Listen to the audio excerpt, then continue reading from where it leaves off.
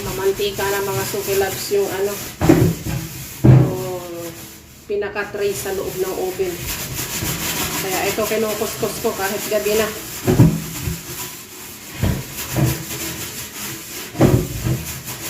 Madalang lang kasi magkaroon ng oras. Wala kasi tigil kaluluto.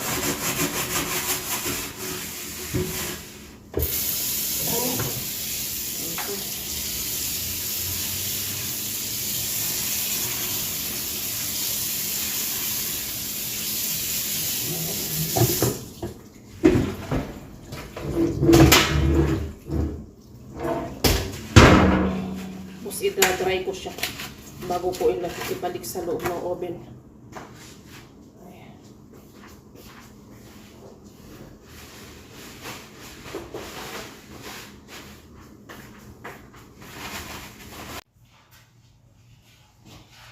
Natapos din maghugas. Sinisingit-singit ko lang talaga siya sa bakanting oras ko, mga Suki Loves. Kasi nga, wala silang tigil katatawag kung ano-ano yung utos. So, eto, natapos din kung kailan gabi na.